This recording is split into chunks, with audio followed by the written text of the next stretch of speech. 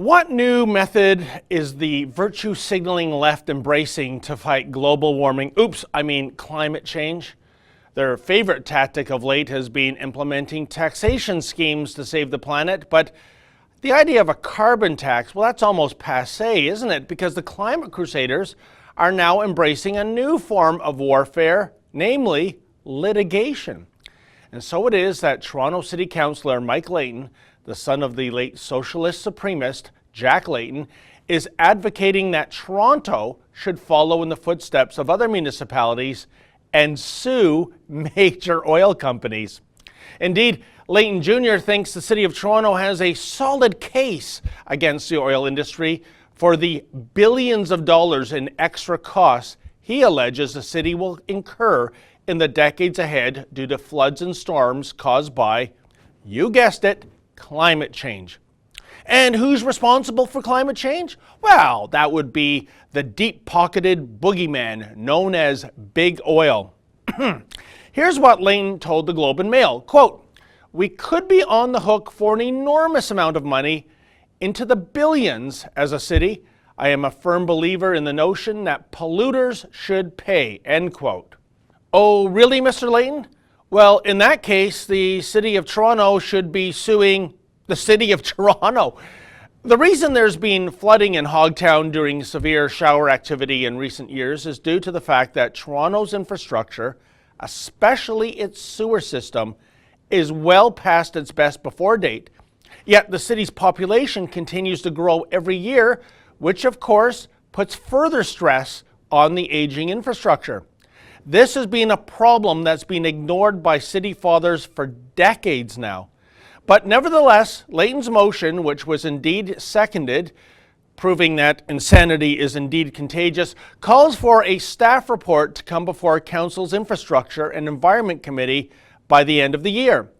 And that might pave the way for legal action against oil companies. But this is really scary stuff if you're a Toronto taxpayer, because such a lawsuit is a no-hoper.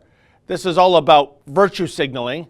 And if the lawsuit moves ahead, it will be funded by, yes, you, the taxpayer. And when the city inevitably loses and has to pay the legal fees of the various oil companies, that will be funded by taxpayers too. Can you say boondoggle in which the only winners are the law firms? In fact, the Globe article notes several cities in the U.S., including New York and San Francisco, have launched similar climate change lawsuits against big oil companies, but shockers, U.S. judges have handed recent defeats to those cities. But hey, when you're a virtue signaling leftist, what does legal precedent have to do with anything? And it should be noted that other Canadian municipalities are pursuing this harebrained scheme too. In January, Victoria's City Council voted to ask the Union of British Columbia Municipalities to consider launching a class action lawsuit against oil and gas companies over, climate change costs. But beyond this being a frivolous, albeit potentially costly lawsuit paid for by the beleaguered taxpayer, the hypocrisy is off the charts, given that all cities benefit from the oil industry, from heating buildings to powering fleets of vehicles. And that energy isn't being derived from the lithium crystals. The City of Toronto also financially benefits from events on its properties that wouldn't be possible without big oil, such as the Honda Indy car race and the Canadian International Air Show.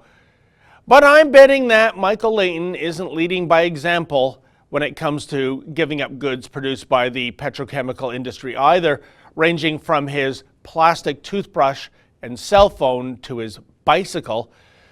Don't sue those companies whose products you rely on to maintain your comfortable lifestyle on a daily basis, councillor.